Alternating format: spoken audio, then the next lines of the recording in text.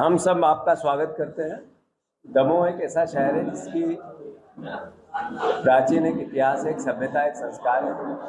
बुंदेलखंड का महत्वपूर्ण प्राचीन शहर हमारा, जो पूरे मध्य प्रदेश में और पूरे देश में मैसेज देने वाला शहर है। आदरणीय मुकेश नायक जी, आदरणीय लखन गनगोरिया जी, आदरणीय हमारे पटेरिया जी, आदरणीय हमारे जिला के नवनियुक्त अध्यक्ष माणिक भाई, आदरणीय हमारे हर्ष यादव जी, सभी सम्मानित प्रताप भैया से लेके दोनों बहनें हमारी। मैं आप सबसे ये आग्रह करना चाहता हूँ कि लोकतंत्र की जो धुरी होती है वो विपक्ष और मीडिया दोनों का उसमें चोली दामन का साथ होता है। और स्वाभाविक तौर पर मैं मध्य प्रदेश की मीडिया का, खासकर जो हमारे जिले जिले के जितने भी अलग अलग जर्नलिस्ट होते हैं, यूट्यूबर होते हैं, जो वो परिवार के लोग जो किसी से डरते नहीं, वो ईमानदारी से अपना काम विपक्ष का निभा रहे हैं। मैं हर बार हर पत्रकार वार्ताओं में ये आग्रह करता हूं कि हमारी ताकत आप। भारतीय जनता पार्टी की मध्य प्रदेश में जो सरकार बनी वो 3 आशाओं से बनी। एक था कि बहनों को 3,000 रुपया मिलना चाहिए, और बहनों ने अद्भुत अकल्पनीय बीजेपी को सपोर्ट किया। एक, किसानों को उन्होंने 3100 के धान का, 2700 के गेहूं का और 6,000 के सोयाबीन का वादा किया। किसानों ने भी उनको सपोर्ट किया। महंगाई बहुत अद्भुत है, अकल्पनीय है।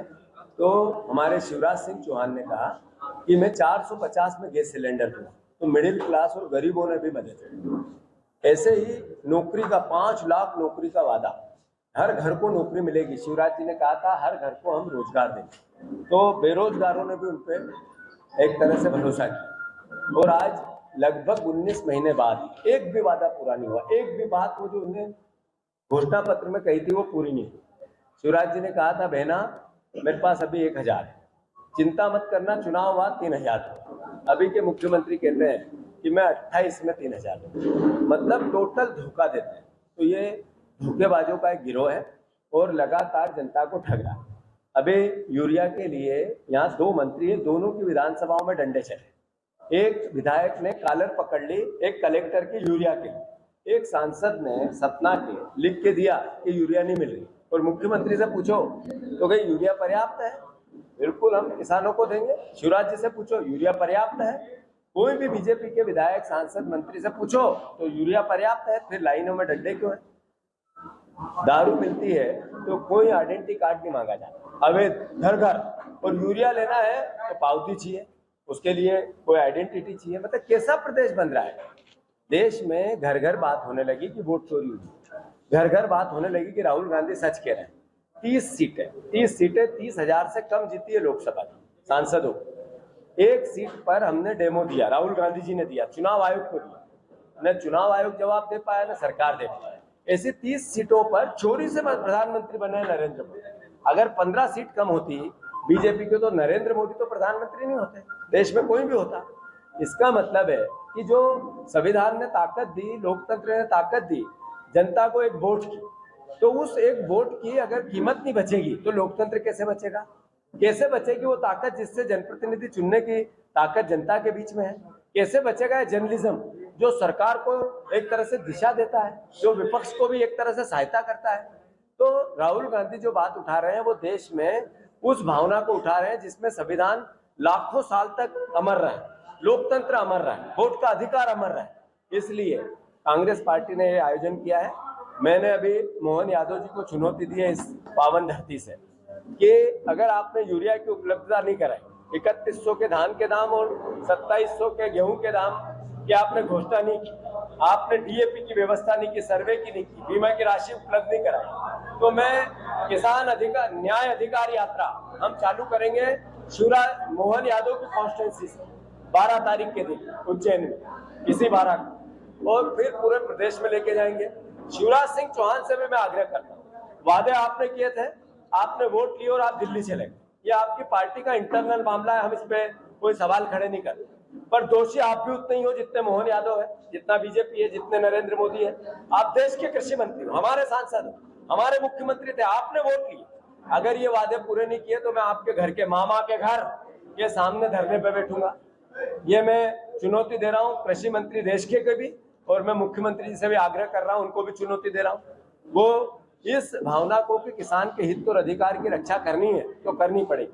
कांग्रेस विपक्ष का दायित्व निभाएगी। मैं फिर से, हमारे नए अध्यक्ष पूरे प्रदेश में बने हैं।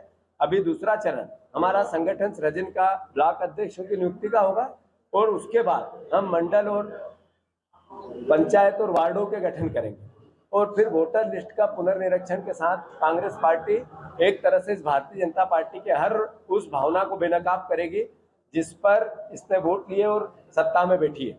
मैं मानता हूं, मैं पत्रकारों से आशा करता हूं आप सबका हमें सहयोग मिलेगा।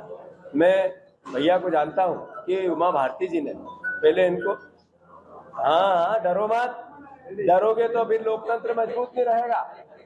यही तो है, ये डर क्यों है ये सवाल है। देश में अगर लोकतंत्र में डर रहेगा, पत्रकार भी डरेंगे, जेल गए, इतने यातनाएं सही, फिर भी भैया मत पढ़ो मत बोलो, ये क्या है? एक तरह का डर ही तो है। यही तो राहुल गांधी बात उठा रहे हैं, और क्या उठा रहे? तो मैं फिर से आप सबका स्वागत करता हूँ, आग्रह करता हूँ आपका सहयोग हमें मिलेगा। पटवारी जी कांग्रेसियों आपका कह रहा था, पटवारी जी कांग्रेसियों के यहाँ पर पहले ईडी आती थी और सीबीआई छापा मारती थी, आपके घर पर डाकू होते थे।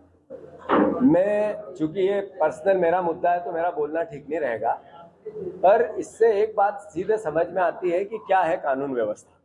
सबसे ज्यादा बहनों का बलात्कार यहाँ होता है, सबसे ज्यादा नशा मध्य प्रदेश में बिकता है, सबसे ज्यादा शराब मध्य प्रदेश में बिकती है, सबसे ज्यादा दलितों पे अपराध मध्य प्रदेश में होता है, सबसे ज्यादा राजनीतिक लोग बीजेपी के नशे के कारोबारी से जुड़े भी मध्य प्रदेश में है, जिसमें 3-3, 4-4 मंत्रियों के नाम और चेहरे और वीडियो, विश्वास सारंग का वीडियो बुलेट पे बिठाते हुए आया है। ये क्या मैसेज है? ये मैसेज है कि कानून नाम की कोई चिड़िया मध्य प्रदेश में नहीं बची। मेरे पे हमला हुआ, आप सबने देखा रतलाम में। उससे पहले एक ट्रक आया, मेरी गाड़ी में 3 गाड़ी रहती है मेरे साथ, तो मैं जिस गाड़ी में बैठा पीछे एक गाड़ी थी, उसी गाड़ी में ट्रक ने ठोका। उसके हमने सरकार को, मुकेश नायक जी सब परिवार के लोग गए और कहा कि इसकी जांच होनी चाहिए, आज तक नहीं हुई। अब आज मेरे घर में, पिछली रात को, उस दिन मैं इंदौर ही था, मेरे घर में ही था, 5 नकाबपोश आए।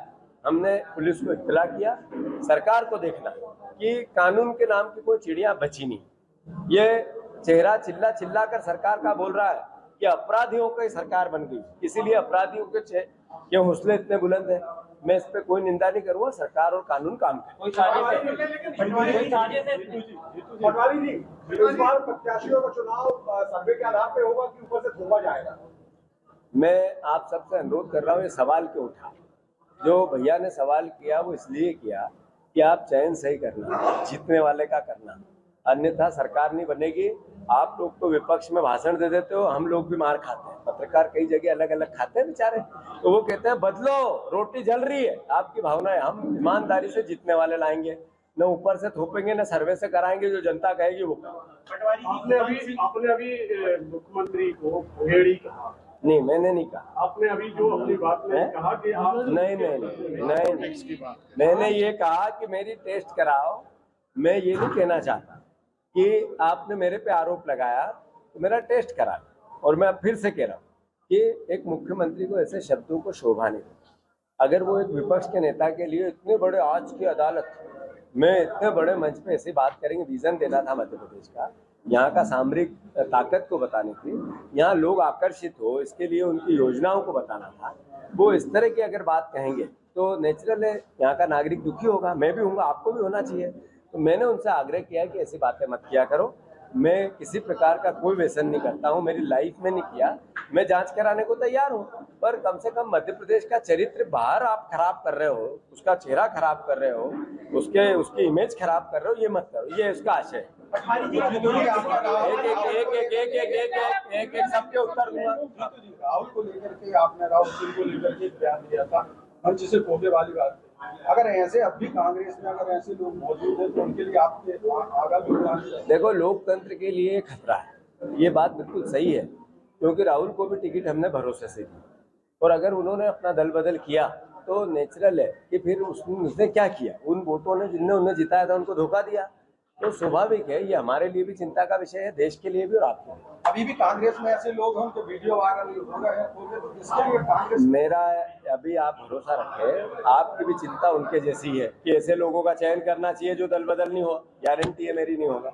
पटवारी जी, उमंग सिंगार जी ने एक बयान दिया है कि आदिवासी हिंदू नहीं है, कांग्रेस पार्टी का क्या स्टैंड है? नहीं, बात यह है कि उमंग भैया ने जो बोला है कि मैं आदिवासी हूँ, मुझे इस पे गर्व है, तो स्वाभाविक है कि हर व्यक्ति को अपने अपने समाज में गर्व। हाँ, और बता। डीएपी नहीं मिल रहा है, लेकिन शराब पर्याप्त। मैंने बोल दिया इसका क्या कारण है इसके पीछे? इसके पीछे कारण है कि सरकार की नीयत, काम करने का तरीका, किसान को सच बात दिखाएंगे और वोट लेंगे और उसी के बेटे को फिर शराब पिलाएंगे। तो इसलिए पहले 20 बाय 20 की दुकान थी, अब 500 बाय 500 की है। अपने मध्य प्रदेश के ही बच्चे हैं, हमारे ही बच्चे हैं, ये हमारा नहीं तो दूसरे का, किसी का होगा, हमारे रिश्तेदार का होगा। अपने ही मध्य प्रदेश के बच्चे वहाँ नशा करते हैं, शराब पी रहे, मतलब रोजगार भी नहीं है और शराब भी है। इसलिए सरकार कैसी है इसका आप लोगों को आकलन करना। धन्यवाद। अगर आप ये वीडियो YouTube पर देख रहे हैं तो हमारे चैनल को सब्सक्राइब कर बेल आइकन दबाएं और Facebook पर देख रहे हैं तो हमारे पेज को लाइक करें।